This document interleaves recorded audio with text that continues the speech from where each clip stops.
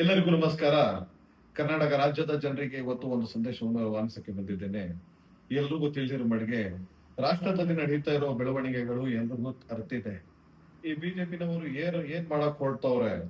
ಇವತ್ತು ನಮ್ಮ ರಾಹುಲ್ ಗಾಂಧಿ ಅವರು ಜನನಾಯಕರು ಅಂತ ಏನಕ್ಕೆ ನಂಬೇಕಂತ ಅಂದ್ರೆ, ಸರ್ವಧರ್ಮ ಸಮನ್ವಯ, ಸರ್ವ ಬಾಳು ಸಮಪಾಲು, ಸರ್ವ ಜೀವ ಸಮನ್ವಯ ಅಂತ ಎಲ್ರಿಗೂ ಸಾಮಾಜಿಕ ನ್ಯಾಯ, ಸಾಮಾಜಿಕ ಬಾಳು ಅಂತ ಅವರು ಮ್ಯಾನಿಫೆಸ್ಟೋ ಯಾವ ತರ ನಮ್ಮ ಪ್ರಿಯಾಂಬಲ್ ಕಾನ್ಸ್ಟಿಟ್ಯೂಷನ್, ನಮ್ಮ ಸಂವಿಧಾನದ ಪ್ರಿಯಾಂಬಲ್ ಇದೆ, ಅದೇ ತರ ನಡ್ಕೋತಾ ಇರೋದು ಇವರು ಏಕೈಕ ನಾಯಕರು ಅಂತ ಅಂದ್ರೆ ಅದು ರಾಹುಲ್ ಗಾಂಧಿ ಅವರು ಅಂತ ಇವತ್ತು ಹೇಳಕ್ ಬಯಸ್ತೇನೆ.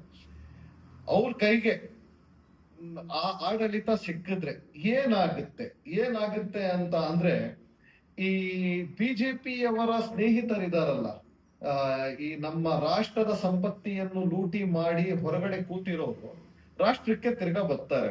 ಏನಕ್ಕಂದ್ರೆ ಅವ್ರ ಮೇಲೆ ಕೇಸ್ ಆಗುತ್ತೆ, ಆಮೇಲೆ ಅವರು ಆಟೋಮೆಟಿಕಲಿ ಬರ್ಲೇಬೇಕಾಗುತ್ತೆ.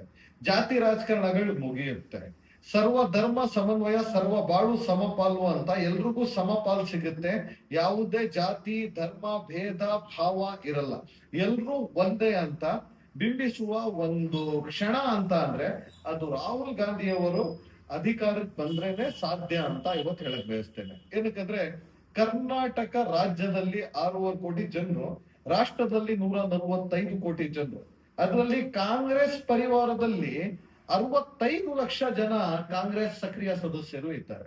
ಸಕ್ರಿಯ ಸದಸ್ಯರಲ್ಲಿ 65 ಲಕ್ಷ ಜನರ ಒಂದು ಪರಿವಾರ ಇದೆಯಲ್ಲ, ಬಹಳ ದೊಡ್ಡ ಪರಿವಾರ ಅಂತ ಈ ಸಂದರ್ಭದಲ್ಲಿ ಹೇಳಕ್ ಬಯಸ್ತೇನೆ.